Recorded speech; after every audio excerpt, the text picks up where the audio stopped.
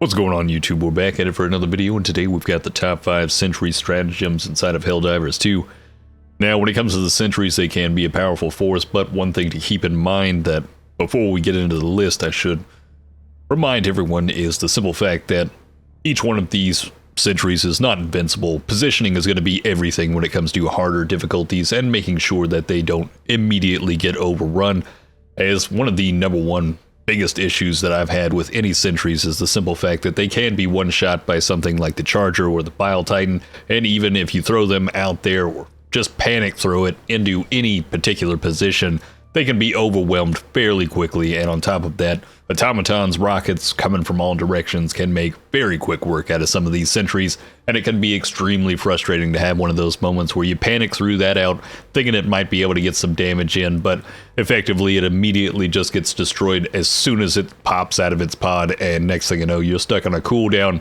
You've got no stratagem to replace that with, and effectively, you're either relying on your primary weapon or the rest of your teammates in order to make quick work out of whatever may be in front of you. So a good rule of thumb, like any stratagem, is think before you throw, and we will talk a little bit more in detail when it comes to positioning with each one of the different Sentries that we'll be talking about within this list. But let's get straight into it. Coming up at number 5, we've got the Gatling Sentry. Definitely not the best all-around Sentry, but overall when it comes to crowd control, and especially against the Terminids, it can be life-saving in certain instances, and if you position it properly when it comes to some of those bug breaches, it will be clearing out a good bit of those crowds that'll be pouring out of those. But on the automaton side of things, I wouldn't argue that you would ever want to use this, honestly. It's not going to be the greatest suit. There are a couple of other Sentries that are going to be much more useful than this when it comes to them, considering a lot of those medium-sized enemies are going to be a bit armored. You're going more for weak spot damage when it comes to using anything that's just a regular caliber round instead of something that has an explosive attribute to it. So when it comes to the Gatling Sentry, it is going to be perfect for clearing those crowds when it comes to the Terminid side of things, but on the automaton side, it may end up falling a bit short, and it's not something I would suggest. But do keep in mind, this is going to be something that will straight up eat through your entire team, so always remind yourself to throw this into a position that not only is going to be a good distance away from some of those bug breaches to where it doesn't get completely overrun, and it has the capability of actually mulching through those enemies before it can storm over to it. At the same time, it would be a good idea to place this on a bit of higher ground, as if you throw this behind some of your teammates and the enemies are in front of them, it will mulch straight through all of them, and including yourself. I've had it happen to me quite a few times, and don't forget to dive. That is going to be your best bet at surviving through some of these instances, but you can also jump up on top of the turret itself as it spins to almost give it a little bit of cover. Be a wingman to your own wingman. Coming up at number 4, we've got the Rocket Sentry. Now, this may not be the ranking that a lot of people more than likely are pleased with, but when it comes down to the Rocket Sentry, it just isn't doing as much as some of the other Sentries on this list, in my opinion. It has the capability of having crowd control, but it is more focused on larger targets than it is focused on trying to take out the large packs. And that is one of the reasons that kind of puts it down at the ranking number 4, considering this is something that would be better off utilized for hitting singular targets. It can be useful on the automaton side of things as well, but it will get distracted by bot drop ships. It will start to focus on bot drop ships, and not always will it be able to take out those ships effectively. You will need to help it along in order to take out some of those ships, but at that same time, it can be useful on the automaton side of things, considering it does take out armored targets. But I believe there are some other Sentries out there that do a bit more consistent damage and a bit more of capability, or have larger ranges of capabilities than that of the rocket pods. But do keep in mind, this will have some blowback out the back, and it can knock you over, and there's nothing more frustrating than being knocked over from your Sentry, especially if you positioned it up on top of something, and the next thing you know, you've gone tumbling down into the crowd below, and either the rockets start flying down on top of you along with everything that's pouncing on you, or you find yourself in a position where you're getting chewed alive while you're just face down in the dirt. When it comes to the positioning of something like the rocket pod as well, you do want to find some type of high ground for this. It does need a good line of sight on the enemies, especially if you are trying to use this for single target. I mean, it will attack some of those smaller enemies, but when there are larger enemies around, it will focus in on them that is the one problem I have with the automaton side of things, when this thing just starts flying off the rails going after the automaton ships coming in. But it will start to switch targets fairly quickly, but in those moments it can be frustrating that it almost goes for the literal largest target out there and almost feels like it leaves itself open in those moments to be just volleyed by rockets from those rocket devastators, which are the most frustrating of enemy types on the automaton side of things. But overall, you can't go wrong throwing this into your loadout if you are trying to have something that is a good bit towards the single target damage and focusing in on that single target damage, as well as breaking through those armors. Coming up to number 3, we've got the Mortar Sentry, which is going to be bombarding all the enemies that you possibly have within a large radius around this. Now, wherever you drop this, the best, probably arguably one of the easiest sentries to set and forget. It is one of those moments where you can find some nice cover for this, where you know enemies aren't going to be patrolling around. It doesn't need direct line of sight. It just needs to be within radius of these enemies for it to just start unloading 3 volleys of some of these mortars and barrages that can be quite devastating, and clear through packs, clear through some of those bases, and even take out some of those automaton fabricators if enemies are next to it. It won't technically target them specifically, but if they are caught in the moment or next to some of those automaton fabricators, it can blow them up. But do keep in mind that this also has the same type of friendly fire as every other sentry. It doesn't care whether it's you, your teammates, or how close you are to the enemies, or even how close itself is to those enemies. It will keep volleying those in, so be mindful in some of those moments. Try to find some cover for this thing off the beaten path, throw it off over there, and then get a good distance away from it. Try to aggro those enemies towards your direction, but don't pull them too close, and remind your teammates that you are using this. There's nothing worse than that moment where you're possibly pushing into an objective. Greatly appreciated, Armored Jesse, for the follow. But at the same time, where was I? Keep in mind that any of your teammates that don't know about your mortar fire, you need to give them that call out before they start bum rushing into some of these bases, trying to take out those automaton fabricators. And while they're amongst the crowds of some of those enemies, especially if they're pushing in with something like a close range shotgun or just trying to push themselves in, they may end up just getting mulched and just blown to bits. And there is nothing more frustrating than that moment. And trust me, I've had one too many times where I've gotten blown up by my own mortar, several times by just being pushed by a bunch of enemies. So do be mindful of that moment. It gets a bit scarier when some of those Hulks start pushing you, or even just some of those smaller enemies. And even more mindful of that when it comes to the Terminid side of things. This can be useful against the Terminid, but I would highly suggest, if facing off with the Terminid, that you almost every time combine this with EMS to slow down some of those larger hordes that are pushing on you. That way you're not getting constantly stuck in that situation where you are just in the middle of the barrages of your own mortar fire from every one of those little grasshoppers or any of those smaller enemies that just keep bum rushing you.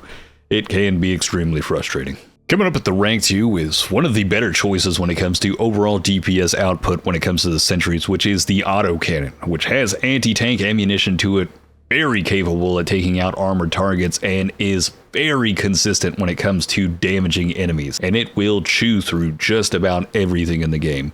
It may not be the quickest killer when it comes to Helldive difficulty, but it does have the capability of almost stun locking some of these larger enemies, including Bile Titans, and if you can position this right, it is going to take out quite a bit. It's not only going to be taking out those larger enemies, but it'll also take out smaller enemies. It can be a bit frustrating in certain instances where this may target the smaller enemies before the larger enemies, but you can position or place this in certain positions where you can aggro Bile Titans, throw this off to a side, and allow yourself to be kited, or effectively kite the Bile Titan while your autocannon makes quick work out of it.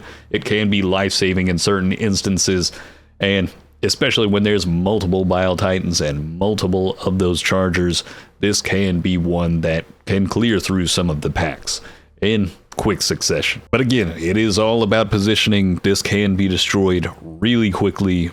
Do think before you throw this is one of those that you really want to think about where this is going to land, and keep in mind, if you throw this onto high ground, make sure that it's closer to the edge. If it has to angle downward and it finds itself in one of those positions where it's targeting the enemy in front of them, but then it hits the floor just in front of it, it will decimate its own self. I've had this happen a couple of times, pretty frustrating. And it is another one of those moments where you can hop on top of this to protect it from some of those smaller enemies while it is making quick work out of some of those larger enemies. And at that same point, if you do end up in one of those situations where you're facing off with a Bile Titan that's possibly pushing up on top of your autocannon, it's not a bad idea to throw in a railgun with this type of class to keep a little bit of protection on your autocannon, so that way, while those moments, because this can get one shot by a Bile Titan's throw up or vomit action thing, it can be extremely frustrating in those moments when it just walks over, and before it actually finishes off that Bile Titan, it ends up getting one shot by that.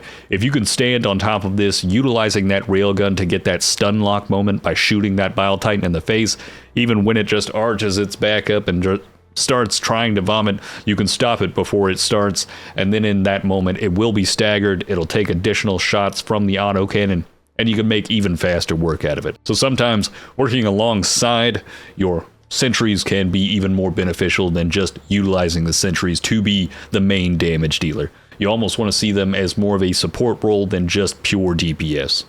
Coming up at the number 1 slot is going to be the EMS Mortar Sentry. This one by far is going to be the number 1 for the simple fact that not only it is basically the least friendly fire possible one, you will still get slowed down if you run through the static field it's producing, but it is going to be something that can be completely game-changing in certain situations. Much like the Mortar Sentry, it is one of those that you can set and forget, throw it back somewhere, and this one you can really set and forget, or at least forget portion of that, considering, you know, forgetting that you have mortars coming in can be a problematic situation.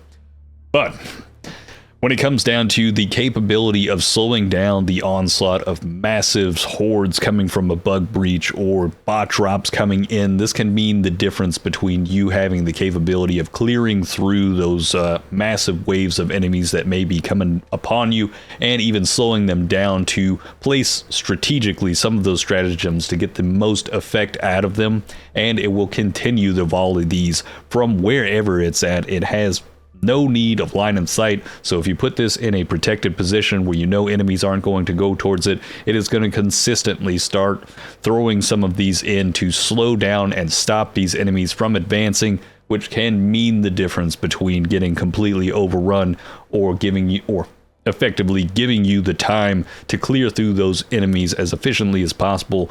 But the biggest reason it comes in the number 1 slot is the simple fact that this literally combines with just about every other stratagem. You really can't go wrong with it. It sets you up to win with so many different stratagems, even giving you that capability of having something like a modifier where it's 100% increase to your call-in times. This can be something that means the difference between that stratagem strike or that stratagem actually being effective by the time it's capable of coming in.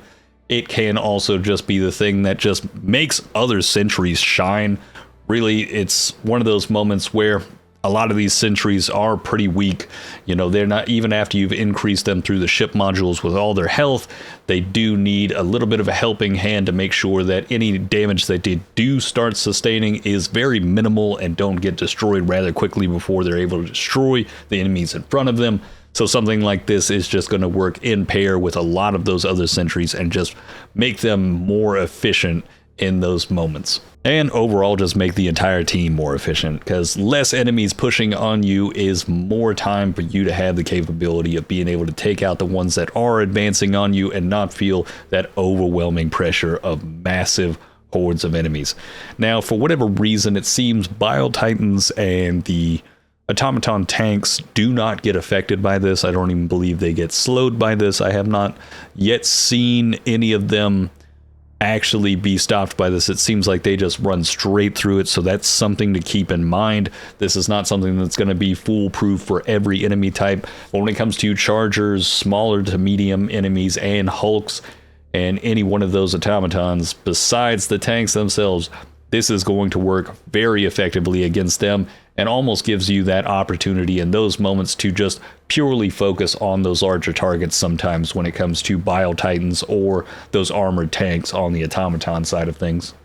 But there has been plenty of times where I've literally just come in with just the EMS mortar as a sentry. I had no other additional sentries. I just utilized it as something that I could arguably just throw down at any moment. You know, a bot drop comes in, a bug breach comes in, and I just find some location that's a little bit off the beaten path, somewhere where it's basically behind some type of building or structure, something that's just not in clear line of sight of the enemies, or somewhere where I believe the enemies are going to go, drop that in, and then just be able to keep pushing in and have those moments where I can just line things up along with that EMS mortar. It's almost providing Overwatch for you pretty much every time you drop it, and the more that you have of them can be even more effective of it. But I wouldn't suggest that the entire team run all 4 EMS mortars. Be a little bit overkill. In some instances, it may be beneficial for, you know, something like a composition where you can have 3 other stratagems. You've got the EMS mortar and somebody else has the regular mortar sentry. These 2 working in combination can be very effective, especially at clearing those larger packs. I had a tough decision deciding whether or not I wanted to combine mortar sentry with EMS mortar sentry as their own rank. I would say that combo right there is extremely strong, and more than likely you've seen it a multitude of times in Helldive difficulty, where this is like the farming strat for people that go into the exterminate mission or the eradicate mission, I believe is the name of it, for the automaton side of things and the bug side of things. Like, these 2 working in combination in missions like that, I mean, it's almost like World War I simulator. I mean, I'm very bored of doing those missions, but it can be really effective, and especially on the automaton side of things. I mean, you can get that thing done in 3 minutes. This thing just takes no time at all to completely eliminate every enemy that's coming in. You know, arguably, if you've got 2 people that drop down both of these in combination, you can really lock down a lot of different positions and just eliminate large packs of enemies from small to large. Even if not all of them get affected by the EMS, including like the Bile Titan and those armored tanks, especially the armored tanks, because the mortars will do devastating damage towards them. They are very slow, so they're not able to basically outrun that mortar fire when it is locked onto their position. Now, when it comes to honorable mention, I mean, we could talk about the machine gun sentry. It's the lesser version of the Gatling sentry. I mean, it's, you know, it's going to have a little bit of crowd control. It has a lessened rate of fire. I've heard some other people say that this one's not bad, considering it can last a little bit longer, supposedly, because it's got that lessened rate of fire, but I haven't really tested that myself.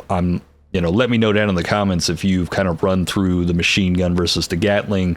I prefer the Gatling because it's just going to be quicker. It seems like it has a much larger ammunition pool, in my opinion, but I could be wrong in that instance.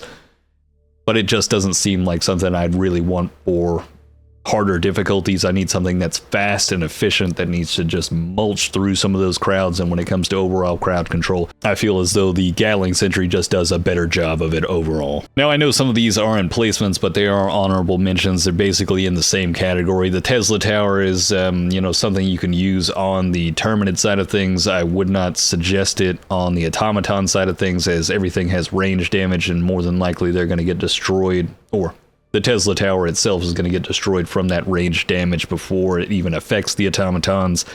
It almost seems like it affects Terminid in a way like a moth to flame.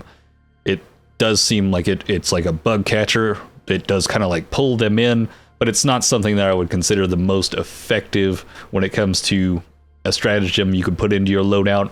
I've used it a couple of times, but at the same time, in harder difficulties, it seems a charger will eventually just one tap it, and you more than likely just won't get too much use out of it a lot of times.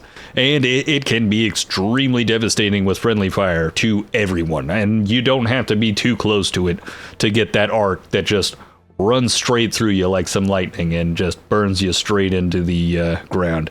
It's kind of crazy. The anti-personnel minefield is not something I would say is useless, but at the same time, there's not a whole lot of uses for it. You can use it as something to cover the position of your flank while you're moving towards a different objective, but I find a lot of times it's not exactly the most effective. It definitely can do some damage. It can do some work to some crowds. But the simple fact is that trying to navigate back through something like this, and especially if there's no communication with teammates, if you throw this down and you don't let people know, and even then, if you let people know and they don't know exactly where the position of this was when it landed, it sometimes can be difficult to see these mines on the ground, and that friendly fire moment is just nothing more frustrating than that. And overall, it's not going to be something that's crazy damaging to larger enemies in a lot of instances, and not always are the enemies just... Yeah, there's several moments where it's like multitudes of these explode from just one enemy, so some of it can be wasted in instances and not feel as useful as it could if each one of them individually was going through larger amounts of packs. So if you've got like a couple of smaller ones coming through, they can end up kind of blowing a large portion of this and lessening the capability of it. So it's one of those hit or miss moments. It's kind of like a personal preference thing. It's not completely useless, but it's not always as effective as you'd really like it to be. And there are just better stratagems to slot in this. And by all means, I just would not consider the incendiary mines. They seem to be a lesser explosive. The flame damage isn't going to last that long, and a lot of times it's just not affecting the enemies as it possibly should.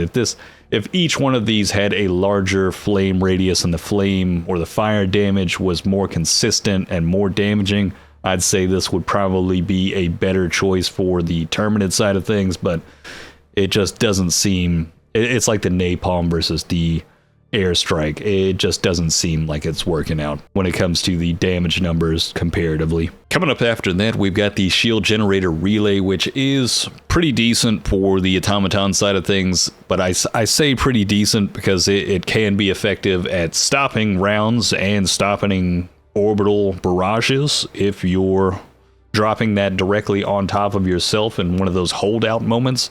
That's about the only use that I've really found for this that can be interesting, in my opinion. That sounds like a pretty solid play, but doesn't end up actually being as solid as I like it to be.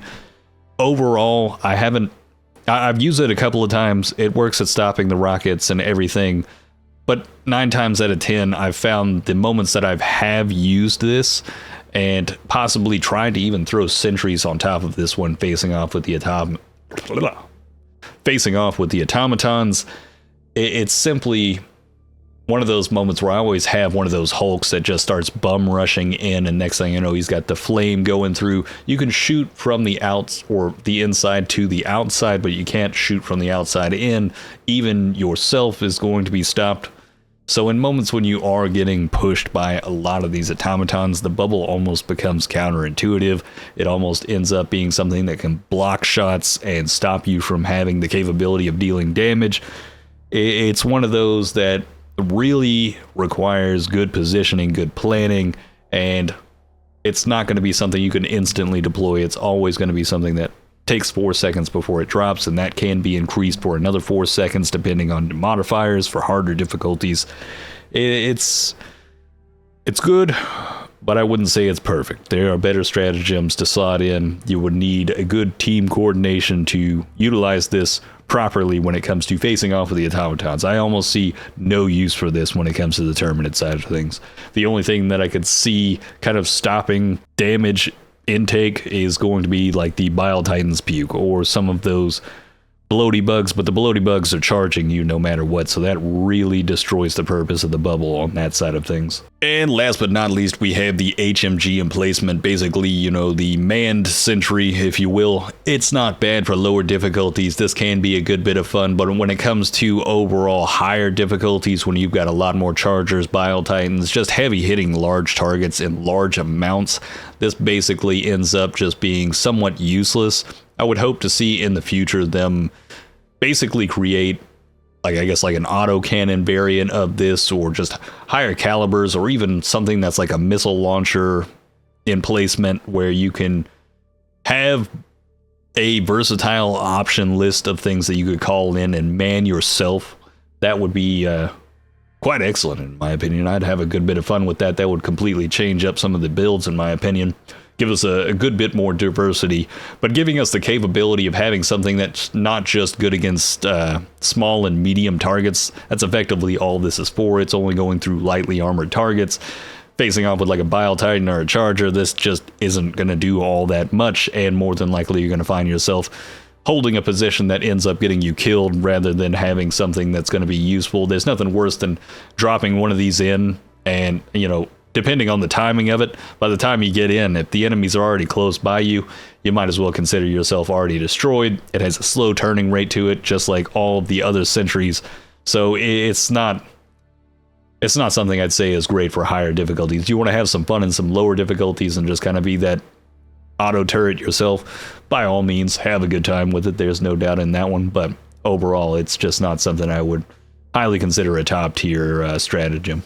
But that's going to be it right there, guys. That's the top 5 of the Sentry stratagems for Helldivers 2.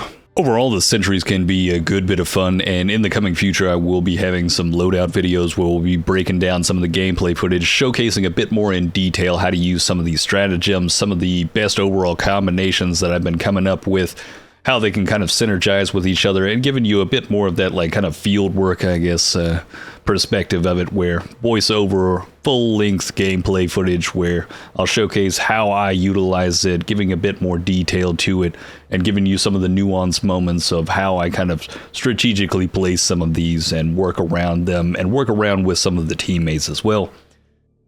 Hopefully you looking forward to something like that. We'll be pumping out some of that in the coming days and going future as well, and there's plenty of different loadouts, almost like class builds in a way, that are going to be a good bit of fun, and I've been having fun kind of testing out some of them myself, and no doubt they're just going to be continuing to make the game even more enjoyable as I continue on with my playthroughs, even though I've pretty much gotten to the point where I've almost unlocked everything. But that's kind of the beauty of this game, is even after I've unlocked everything, the gameplay isn't really getting as stale as I thought it might be by a certain point. And I'm still having a little bit of that RNG moment where things aren't feeling as much the same as they do with certain other games, where you're starting to get in these massive routines. I know some people I've been playing with that are randoms have basically been kind of saying they've been stuck in these meta loadouts. So I'm looking to kind of change that up, because I've been constantly changing the way that I play. I know there's one specific loadout that I consider the best, but I can have fun and be efficient at higher difficulties, even with a multitude of variety when it comes to the stratagem combinations I've been using. But on that note, hopefully you've enjoyed this. Hopefully it's helped you out in some way. And if you'd like to see more of this content, hit that subscribe button. We've got plenty more coming in the future. If you'd like to see some of this content live, hit that link down in the description below. Follow me over at Twitch. We'll be streaming daily. And on that note, have a good one.